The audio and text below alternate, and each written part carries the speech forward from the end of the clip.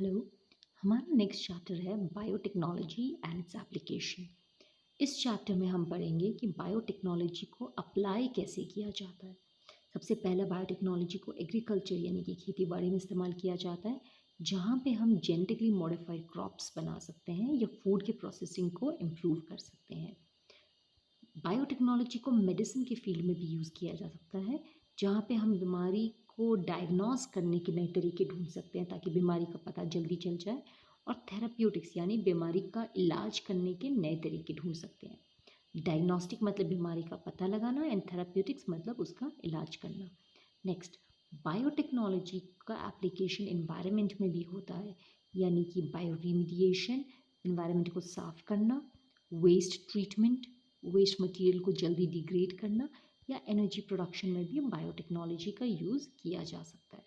तो अगर आप यहाँ देखेंगे तो यहाँ पर आप देख सकते हैं एग्रीकल्चर में किस तरह से बायोटेक्नोलॉजी का इस्तेमाल किया गया है।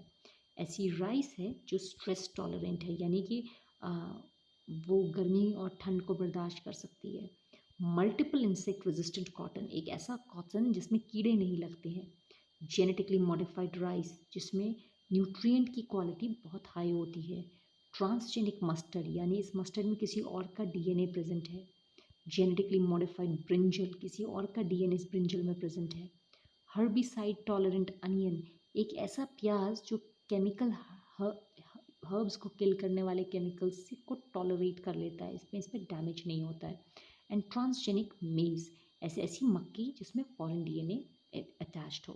तो ये सारे हमारे बायोटेक्नोलॉजी को एग्रीकल्चर में किस तरह से यूज़ किए जाते हैं वो दिखाया गया है। Next is biotechnology in medicine. तो आप यहाँ देख सकते हैं कि बायोटेक्नोलॉजी की मदद से हम बहुत सारी मेडिसिन बना सकते हैं, बहुत सारे वैक्सीन्स बना सकते हैं, और बीमारियों का इलाज करने में भी मदद कर सकते हैं।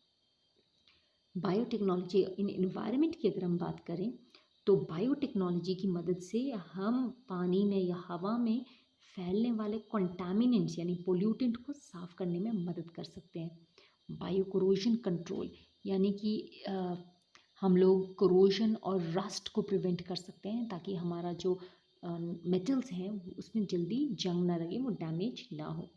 हम नैनो मटेरियल्स को इंजीनियर कर सकते हैं, हम एक तरह का बायोफ्यूल प्रोड्यूस कर सकते हैं पेट्रोल डीजल की तरह। तो बायोटेक्नोलॉजी हमारे इन्वायरमेंट में भी हेल्प करता है। अगर हम डिस्कस करें कि बायोटेक्नोलॉजी में रिसर्च किस किस एरिया में होता है, तो ये 3 एरियाज हैं।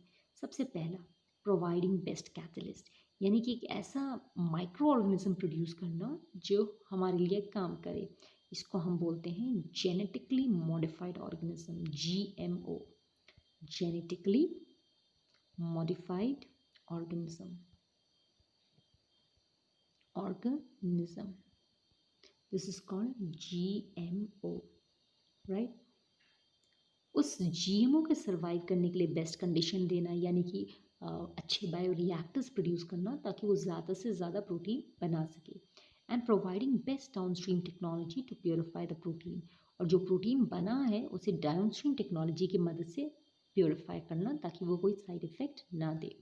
सो these were some of the methods जिसके जहाँ पर बायोटेक्नोलॉजी में रिसर्च चल रही है। अगर हम एग्रीकल्चर के बारे में बात करें तो एग्रीकल्चर का बेसिक मकसद है फूड प्रोडक्शन को इंक्रीज़ करना। एग्रीकल्चर हमारे 3 तरीके से होता है। पहला है एग्रोकेमिकल बेस्ड, यानी कि एक ऐसा टाइप का एग्रीकल्चर जहाँ पे हम केमिकल्स का इस्तेमाल करते हैं, जैसे कि fertilizers, pesticides and high yielding variety seeds, ऐसे सीड्स जिनकी यील्ड बहुत ज़्यादा है, जिनकी पैदावार बहुत ज़्यादा है। इन तीनों के इस्तेमाल से ग्रीन रेवोल्यूशन में खाने की पैदावार को बहुत बढ़ाया गया था। इसका डिसएडवांटेज क्या है? ये केमिकल्स बहुत एक्सपेंसिव होते हैं। हाई यील्डिंग वैरायटी की जो सीड्स होते हैं ये भी बहुत एक्सपेंसिव होते हैं। ये chemicals, fertilizers and pesticide pollution cause करते हैं, जैसे कि सॉइल पोल्यूशन, वाटर पोल्यूशन। और आप एक क्रॉप में पैदावार को बढ़ाना, इंक्रीज़ करना एक सर्टेन अमाउंट तक कर सकते हैं, उससे ज़्यादा नहीं कर सकते। The next one is called organic farming, जो गैंगटॉक में बहुत फेमस है। प्रॉब्लम ये होती है कि ऑर्गेनिक फार्मिंग बहुत एक्सपेंसिव होता है और इसमें फसल की पैदावार बहुत ज़्यादा नहीं होती। हालांकि देर इज़ नो पोल्यूशन और आपका जो क्रॉप होता है वो बहुत हेल्दी होता है खाने में, but it is a very expensive process. The third is genetically modified engineered crop based agriculture, यानी कि बायोटेक्नोलॉजी की मदद से हम एग्रीकल्चर में बदलाव लेकर आए। ये जो हमारे प्लांट्स होते हैं जेनेटिकली मॉडिफाइड क्रॉप्स, ये अबायोटिक स्ट्रेसेस को ज़्यादा बर्दाश्त करते हैं, यानी कि heat, cold, drought and salt. मान लीजिए आप कैक्टस का कोई जीन अगर आप ट्रांसफ़र कर दें मक्की में, तो हमारी मक्की डेज़र्ट में सर्वाइव कर सकती है, राइट? अगर आप पाइन ट्री का जीन मक्की में डाल दें, तो वो बहुत ठंड को बर्दाश्त कर सकती है and so on. Genetically modified organism में ज़्यादा न्यूट्रिएंट होता है, जैसे कि एक तरह का राइस है जिसे गोल्डन राइस कहते हैं। It has more vitamin A, इसीलिए इसका कलर रेडिश येलोइश होता है। जेनेटिकली मॉडिफाइड ऑर्गेनिज्म को फर्टिलाइजर्स या पेस्टिसाइड जैसे केमिकल्स की ज़रूरत नहीं पड़ती है। ये मिट्टी से बहुत जल्दी मिनरल्स अच्छी तरह से एब्जॉर्ब करते हैं, ताकि एफिशिएंटली एब्जॉर्ब करते हैं ताकि मिट्टी में सारे के सारे मिनरल्स ख़त्म ना हो। और ये पोस्ट हार्वेस्ट लॉसेस को भी रोकते हैं, यानी कि फसल कटने के बाद भी उस पे कीड़े नहीं लगेंगे। So this is the benefit of genetically modified organism. आज के लिए इतना ही करते हैं। Have a nice day.